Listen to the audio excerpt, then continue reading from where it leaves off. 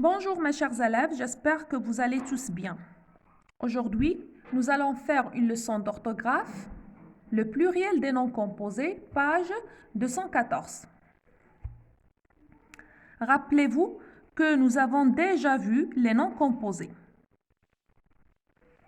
Et on a dit que les noms composés sont des noms composés de plusieurs mots. Ils figurent dans le dictionnaire, ils ont un genre. On a dit aussi que les noms composés s'écrivent avec un trait d'union et d'autres s'écrivent sans trait d'union.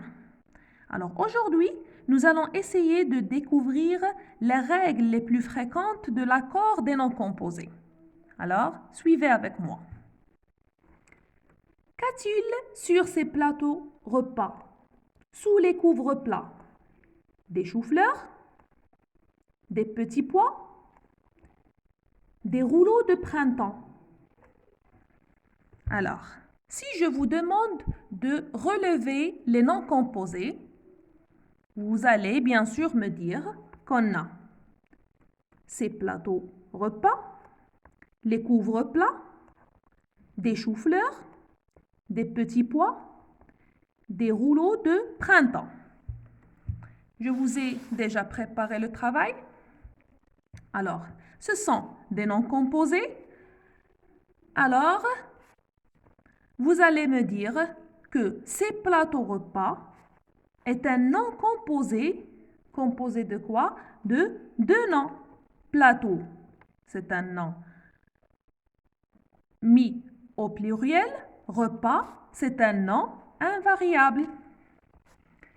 Les couvre-plats, c'est un nom composé d'un verbe plus un nom. Couvre, c'est au singulier, c'est un verbe, mais plat, c'est un nom au pluriel. Des choux-fleurs. Alors, c'est un nom composé de deux noms.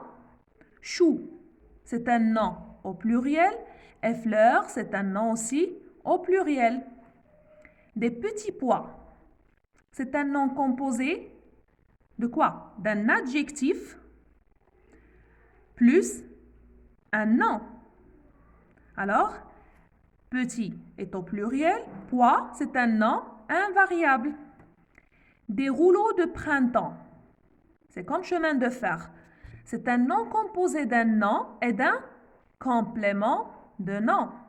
Alors, rouleau est au pluriel, printemps est un nom invariable. Alors, qu'est-ce que vous constatez? Alors, vous allez me dire, on constate que les noms composés se forment ou bien ne forment pas tous leur pluriel de la même façon. Alors, comment les noms composés s'écrivent-ils au pluriel? Alors, je vais lire l'encadré. Alors, regardez. Quand on a un nom plus un complément de nom, alors gardez cette règle. Alors, quand on a un nom plus un complément de nom, alors le complément de nom ne se met jamais au pluriel. Alors, regardez. Le chemin de fer, les chemins de fer. Alors, de fer, il complète le nom chemin, mais il ne se met jamais au pluriel. Alors, quand on a un nom plus nom, alors, ils forment les deux, prennent le S. Alors, regardez, un chien loup, des chiens loups. Les deux prennent le S. Quand on a un adjectif plus le nom, alors l'adjectif, quand on le met au pluriel, bien sûr, il prend le S et le nom prend le S. Alors, le nom composé, quand on a un adjectif plus nom, les deux prennent le S. Verbe plus nom, faites attention. Alors, quand le nom composé est un verbe plus nom, le verbe ne se met jamais au pluriel.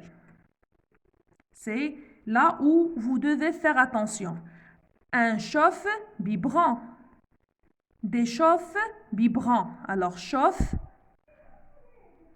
c'est le verbe chauffer. Alors, c'est comme couvre-plat. Le verbe couvrir ne prend jamais le S. Quand on a un adverbe ou préposition plus le nom.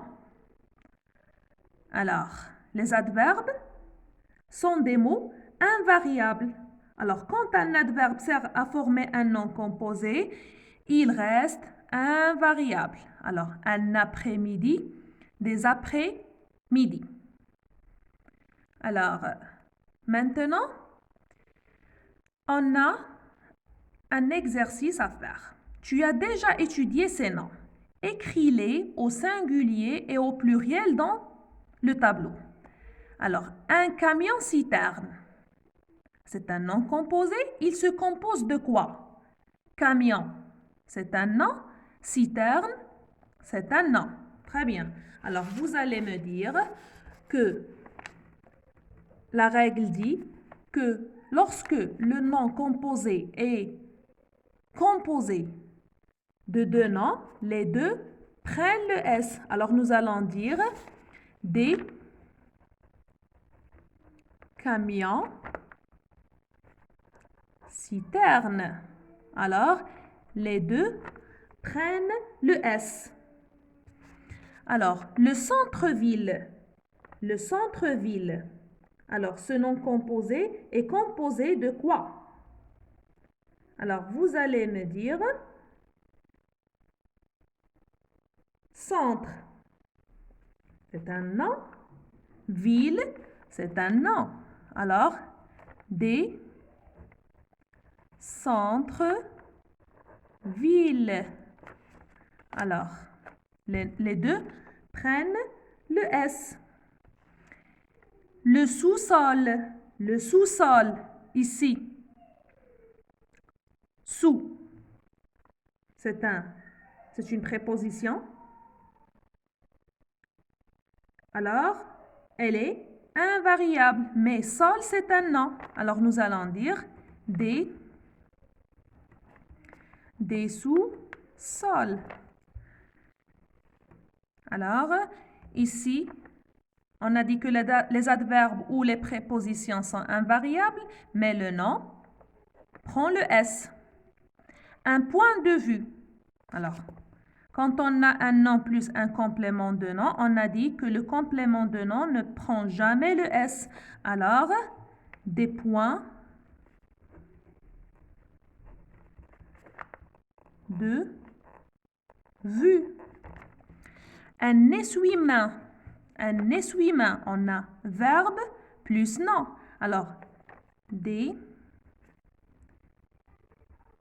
essuie-mains. Alors, essuie, c'est un verbe. Main, c'est un nom. Un court-circuit. Un court-circuit. Alors, court, c'est un adjectif. Des cours. Circuit, c'est un nom. Alors, l'adjectif prend le S et le nom prend le S.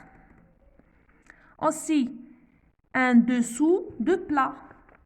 Alors, des dessous de plat. On a dit quand le nom est composé d'un nom plus complément de nom, le complément de nom ne prend jamais le S. Taille crayon. Alors, c'est un verbe plus un nom. Alors, des taille crayon, c'est un nom. Alors, il prend le S. Un arc-en-ciel. Alors, des arcs-en-ciel.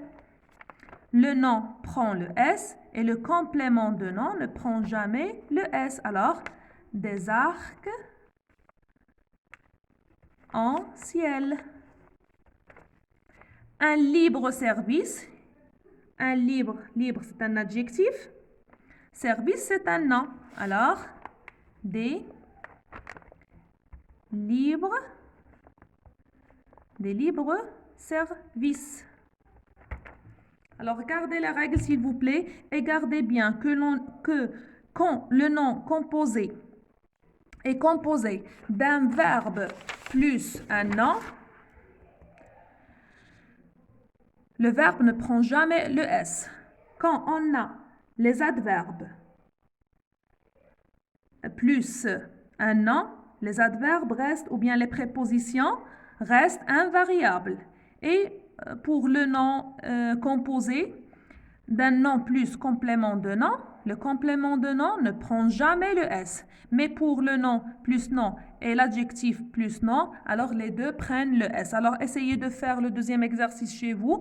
Écrivez la règle sur vos cahiers de leçons.